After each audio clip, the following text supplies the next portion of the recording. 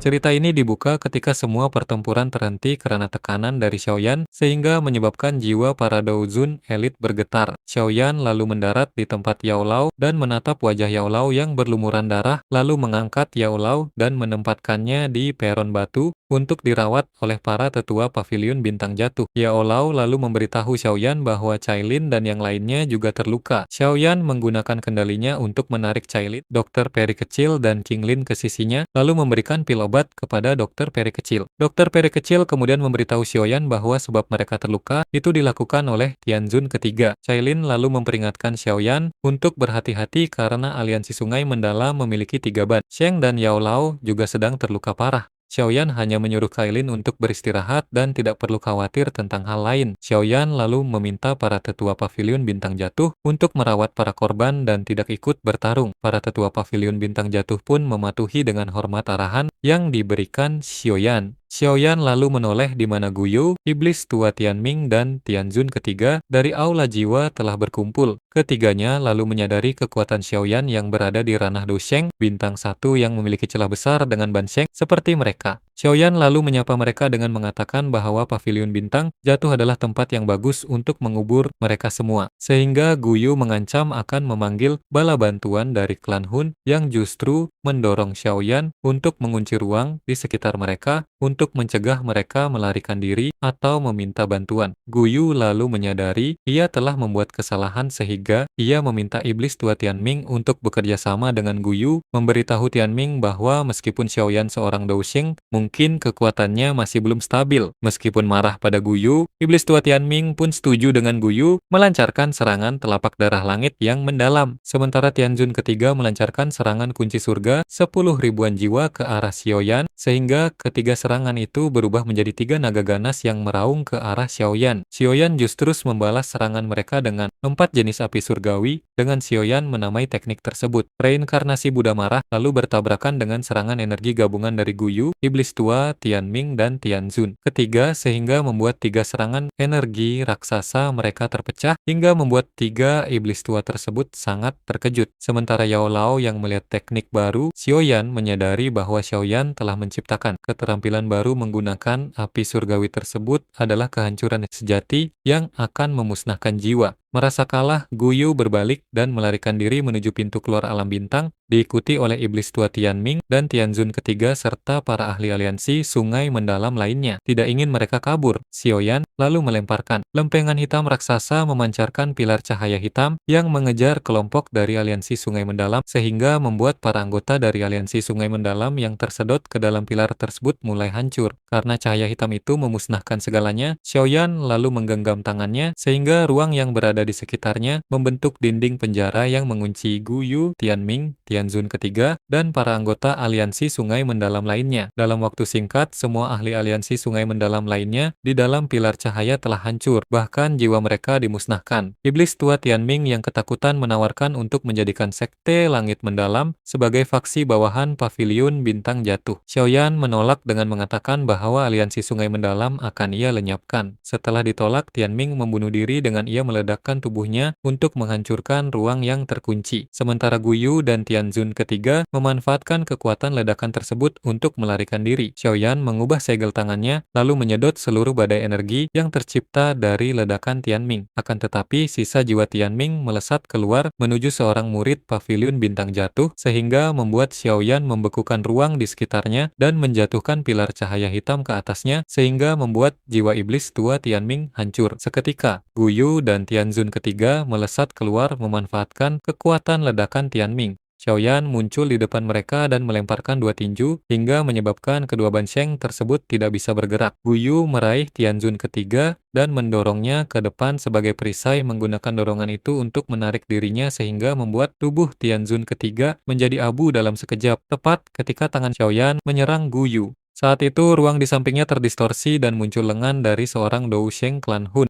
Xiaoyan memanggil reinkarnasi Buddha marah dan bertarung dengan lengan Dousheng klan Hun itu, hingga keduanya saling memusnahkan dan membuat Xiaoyan terdorong mundur beberapa langkah. Lengan Dousheng klan Hun itu kemudian mendorong api surgawi Xiaoyan kembali dan cepat-cepat mencengkeram Guyu, menariknya ke dalam celah spasial. Ia memperingatkan Xiaoyan untuk tidak terlalu sombong karena telah menerobos ke ranah Dousheng. Dousheng dari klan Hun itu memberitahu Xiaoyan bahwa jika ingin menyelamatkan ayahnya, ia harus pergi ke alam Hun, di mana ia akan menunggu. Xiaoyan membalas bahwa cepat atau lambat ia akan pergi ke alam Hun. Dousheng tersebut marah tapi mengakui ada sesuatu yang membatasinya, sehingga tidak berani muncul dan celah itu menyusut dengan cepat menghilang. Xiaoyan kemudian memikirkan bahwa Dousheng klan Hun itu mungkin sudah berada di puncak tingkat Dousheng bintang 1, tetapi terkekang oleh sesuatu sehingga tidak berani menunjukkan diri. Ia juga menyimpulkan bahwa dengan teknik api surgawi barunya, ia tidak akan takut dalam pertarungan ke depan.